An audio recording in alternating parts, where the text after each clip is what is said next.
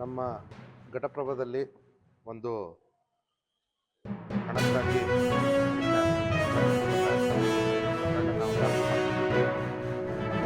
ಮುಖಾಂತರದಲ್ಲಿ ನಮ್ಮ ಪೊಲೀಸರು ಕೇವಲ 24 ಗಂಟೆ ಒಳಗಡೆ ಆರೋಪಿಗಳನ್ನ ಮತ್ತು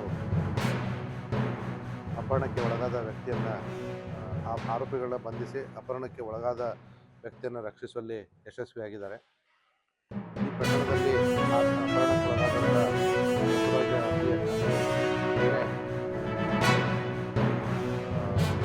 ನಿಪ್ಪಾಣಿ ಹೊರವಲಯದ ಒಂದು ಪ್ರದೇಶದಲ್ಲಿ ಏನು ಆರೋಪಿಗಳು ತಮ್ಮ ಜೊತೆ ಇಟ್ಕೊಂಡು ಅಲ್ಲಿ ನಿಪ್ಪಾಣಿ ಪೊಲೀಸರು ಮತ್ತು ಘಟಪ್ರಭಾ ಪೊಲೀಸರು ಒಂದು ತಂಡಗಳನ್ನ ರಚಿಸಿಕೊಂಡು ಅಲ್ಲಿ ದಾಳಿ ಮಾಡಿ ಅವ್ರನ್ನ ರಕ್ಷಿಸುವಲ್ಲಿ ಯಶಸ್ವಿಯಾಗಿದ್ದಾರೆ. ಈಗಾಗಲೇ ಈ ಪ್ರಕರಣದಲ್ಲಿ 4 ಜನ ಆರೋಪಿಗಳನ್ನ ನಾವು ಬಂಧಿಸಿದ್ದೀವಿ. ಈಶ್ವರ್ ರಾಮಗೋನಹಟ್ಟಿ, ಸಚಿನ್ ಕಾಂಬ್ಳೆ, ರಮೇಶ್ ಕಾಂಬ್ಳೆ ಮತ್ತು ರಾಘವೇಂದ್ರ ಬಾನಪ್ಗಳಂತ. ಇದರಲ್ಲಿ ಮೊದಲನೇ ಆರೋಪಿ ಈಶ್ವರ್ ರಾಮಗೋನಹಟ್ಟಿ ಅವನು ಗೋಕಾಕ್ ತಾಲೂಕಿನವನು, ಮತ್ತು ರಮೇಶ್ ಬಾನಪ್ಕೋಳ ಮೂಡಲ್ಗಿ. ಇಬ್ಬರು ಕಾಂಬ್ಳೆ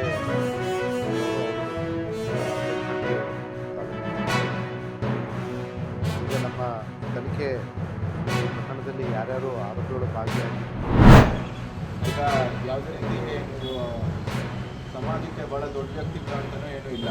ನೀವೆಲ್ಲ ಏನಕ್ಕೆ ನಮ್ಮ ಸಬ್ ಡಿವಿಷನ್ ಆಫೀಸ್ಗೆ ಬಂದಿದ್ದೀರಾ ಅಂತ ಹೇಳಿದರೆ, ನೀವೆಲ್ಲ ಪೊಲೀಸಲ್ಲಿ ಗುರುತಾಗಿರೋ ರೌಡಿ ಶೀಟರ್ಸ್ ಆಗಿರ್ತೀರ.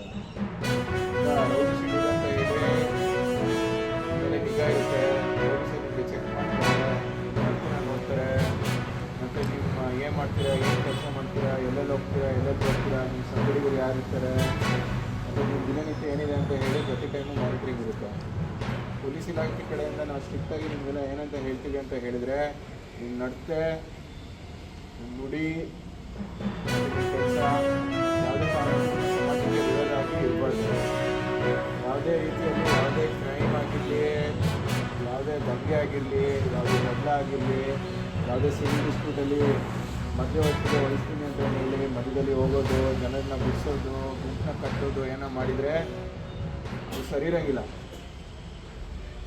ಎಲ್ಲ ಸ್ಟ್ರಿಕ್ಟಾಗಿ ಇನ್ಸ್ಟ್ರಕ್ಷನ್ ಕೊಟ್ಟಿದ್ದೀವಿ. ಅಂಥದ್ದು ಏನನ್ನ ಆದರೆ ಯಾವುದೇ ಕಾರಣಕ್ಕೂ ನಾವು ಇನ್ಸ್ಟ್ರಕ್ಷನ್ ಬಿಡೋಂಗಿಲ್ಲ, ಮತ್ತು ಅದಕ್ಕೆ ಕಾನ್ಸಿಕ್ವೆನ್ಸಸ್ ಭಾಳ ಕೆಟ್ಟಾಗಿರುತ್ತೆ.